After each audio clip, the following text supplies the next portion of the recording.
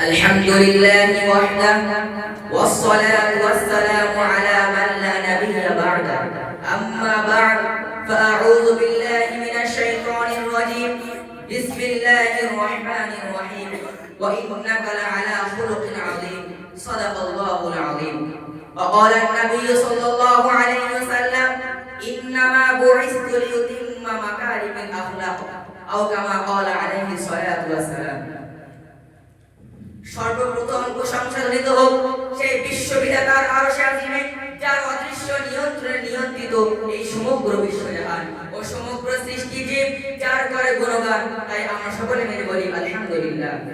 পরের পর্যায়ে নিখিল বিশ্বের অনুপম সৃষ্টি নূহ নবী পূর্ণের ছবি নবীকুলের শিরোমণি উভয় জগতের কাণ্ডারি হুজুরে পাক সাল্লাল্লাহু আলাইহি ওয়াসাল্লামের শানে বলি, তুমি চন্দ্রের চেয়ে সুন্দর, তুমি পুষ্পের চেয়ে মনোহর, তুমি ঝর্ণার চেয়ে নির্মল, লাউহে সালাম আজ বারেবার। তাই আমরা সকলে মিলে বলি সাল্লাল্লাহু আলাইহি ওয়াসাল্লাম।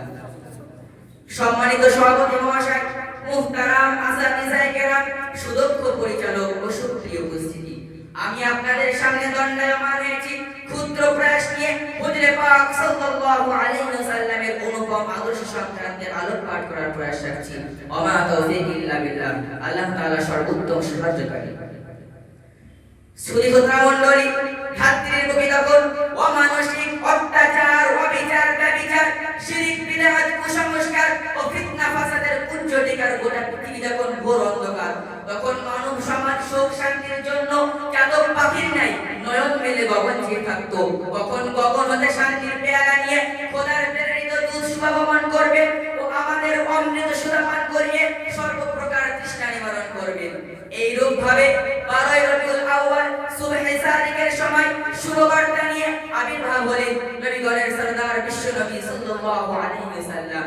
তিনি এমন এক যুগে আবির্ভাব হলেন যে যুগের মানুষ ছিল সিংহের চাইতে হিংস্র, সর্পের চাইতে বিষাক্ত, শিয়ালের চাইতে ধূর্ত, কুকুরের চাইতে লোভী, শুকুরের চাইতে নিকৃষ্ট। মদ ব্যভিচার ছিল তাদের নিত্য সঙ্গী, মানুষকে মানুষ বলে মনে করত না, নারী জাতির ছিল না কোনো মর্যাদা। ফুলের নাই ফুটফুটে নয়নের মণি কলিজার টুকরাকে জীবিত দাফন করত ঘোরের অন্ধকার গর্ভে।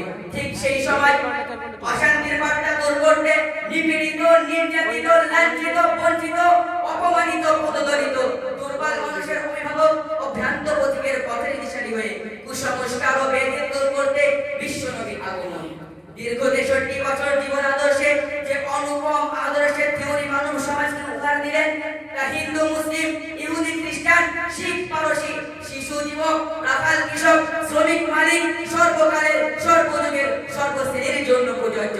যে আদর্শের কথা পাওয়া যায়নি লেনিনের মতাদর্শ থেকে, চীনের কনফুসিয়াসের কারিকর্মা থেকে, গৌতম বুদ্ধের জীবনী থেকে, শ্রীরামকৃষ্ণ ও স্বামী বিবেকানন্দের শিক্ষা সবার মতাদর্শ পন্থা নিক্ষিপ্ত হয়েছে ইতিহাসের আস্থা করে। তাই আসুন সেই অপূর্ব আদর্শে থেকে আমরা দৃষ্টি নিক্ষেপ করি। প্রিয় শ্রোতা মণ্ডলী, প্রিয় নবী সাল্লাল্লাহু আলাইহি ওয়াসাল্লামের অনুপম আদর্শ সংক্রান্তে আল্লাহ পাক রব্বুল আলামিন কুরআনুল কারীমের মধ্যে ইরশাদ করেন, ওয়া ইন্নাকা লাআলা খুলুকিন আযীম, অর্থাৎ নিশ্চয়ই আপনার আদর্শ সর্বশ্রেষ্ঠ। আখিরি নবী হযরত মুহাম্মদুর রাসূলুল্লাহ সাল্লাল্লাহু আলাইহি ওয়াসাল্লাম তার আবির্ভাবের একটি মুখ্য উদ্দেশ্য ব্যক্ত করতে গিয়ে তিনি নিজেই বলেন, ইন্নামা বুইসতু লিউতিম্মা মাকারিমিল আখলাক, অর্থাৎ চরিত্রের সকল সমাপনকে পূর্ণতা দেওয়ার জন্য আমি আবির্ভাব হয়েছি।